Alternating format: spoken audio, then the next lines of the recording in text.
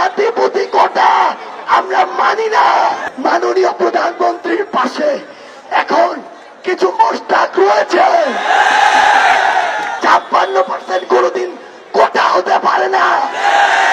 সংগ্রামী বন্ধুগণ, একটি জিনিস লক্ষ্য করুন, আমরা আজকে একটি দুশ্চিন্তায় চিন্তিত। কি দুশ্চিন্তা? মাননীয় প্রধানমন্ত্রী আজকে বলেছেন, আজকে এমন একটি কথা বলেছেন যে এই কোটা নিয়ে আমরা যে আন্দোলনটি করছি সেটি যৌক্তিক নয়। আমরা মাননীয় প্রধানমন্ত্রীকে নিয়ে চিন্তিত কোন জায়গায়? জায়গাটি হচ্ছে 1975 সালের পূর্বে বন্ধুর ছদ্মবেশে, কাছের মানুষের ছদ্মবেশে বঙ্গবন্ধুর পাশে কিন্তু মোস্তাকরা ছিল। আমাদের সন্দেহ হচ্ছে, আমাদের ভয় লাগছে, নিশ্চয় মাননীয় প্রধানমন্ত্রীর পাশে এখন কিছু মোস্তাক রয়েছে। নগদের কাছে সব গ্রাহকই প্রিয়, তাই তো সারা দেশে ক্যাশ আউট চার্জ সবচেয়ে কম।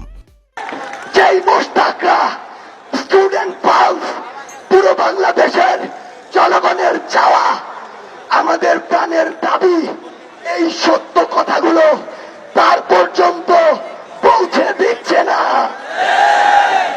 ওই কোটায় যারা আজকে ঊর্ধ্বতন কর্মকর্তা হয়েছেন তারা আমাদের প্রাণের দাবিগুলো তার পর্যন্ত পৌঁছে দিচ্ছেন না।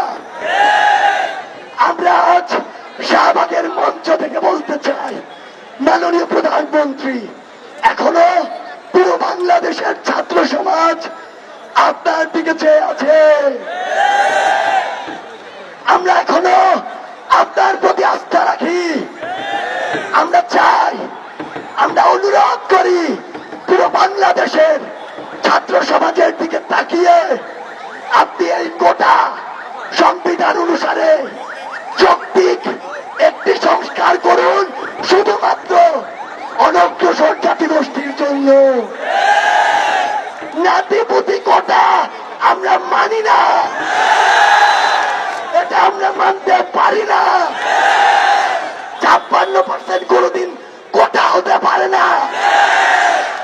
কোটা কোনদিন অর্ধেকের বেশি হতে পারে না। আমরা আমাদের জায়গা থেকে এই প্রাণের দাবিগুলো আপনাদেরকে জানিয়ে শুধু একটি কথাই বলতে চাই, অনেক রাজনীতিবিদ গোলাবাড়িতে মাছ শিকার করার জন্য অনেক কথা বলে।